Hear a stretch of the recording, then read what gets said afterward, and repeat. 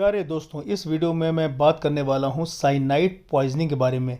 जी हाँ, साइनाइड एक बहुत ही ज़्यादा खतरनाक पॉइज़न होता है और इसका सेवन करने से या अगर ये सांस के माध्यम से अगर शरीर में चला जाता है तो इसमें मृत्यु होना लगभग निश्चित होती है। या अगर सही समय पर इसका इलाज ना कराया गया तो साइनाइड अपने आप में एक बहुत ही ज़्यादा खतरनाक जहर की श्रेणी में आता है। पहले समय में जब मांस में लोगों की हत्या करनी होती थी तो उनको एक चेंबर में साइनाइड गैस डाल करके या तो उनको साइनाइड का सेवन करा करके उनकी मृत्यु करा दी जाती थी। साइनाइड कई रूपों में उपलब्ध होता है, जैसे hydrogen cyanide, potassium cyanide, sodium cyanide. कई तरह के फॉर्म में साइनाइड उपलब्ध रहता है और साइनाइड की उपलब्धता वैसे रोज़मर्रा बाज़ार में नहीं होती है। ये इसकी इस्तेमाल जो है वो गोल्ड एक्सट्रैक्शन में, कई सारी दवाओं में, कई सारे फाइबर बनाने में, केमिकल इंडस्ट्री में, कई सारे फूड प्रोसेसिंग इंडस्ट्री में, या तो एग्रीकल्चर में पेस्टिसाइड इंसेक्टिसाइड बनाने में, या तो फिशिंग इंडस्ट्री में इसका विशेष रूप से इस्तेमाल होता है।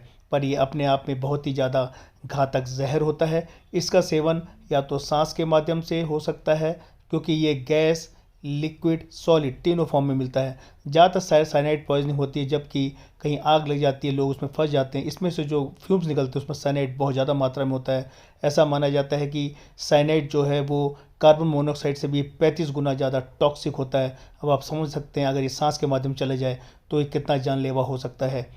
यदि जाने या अनजाने वश यदि जब कोई साइनाइड लेता है तो उसको फिर बहुत ज़्यादा सबसे पहले सफोकेशन होने लगता है, सांस होने में बहुत ज़्यादा लेने में दिक्कत होती है। मरीज़ थोड़ी ही देर में मूर्छित हो जाता है और ये मूर्छा उसको उसकी मृत्यु तक ले जाती है। बहुत ही कम केस में होता है कि यदि कोई पहचान ले तो, नहीं तो फिर इसमें मृत्यु होना निश्चित होती है।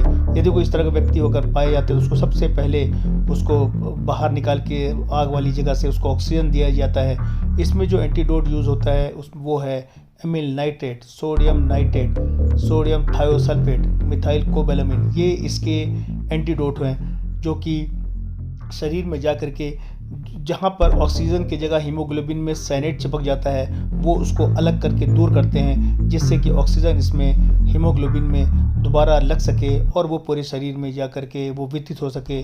तो साइनाइड में पॉइजनिंग में मुख्यतः से यूज़ होने वाले जो ट्रीटमेंट में जो उसमें जो दवाएं हैं वो है sodium nitrate, sodium thiosulfate, amyl nitrate, activated charcoal, supplemented oxygen और हाइड्रोक्सी कोबालामिन। साइनाइड का किट अवेलेबल है, साइनाइड एंटीडोट का किट अवेलेबल है।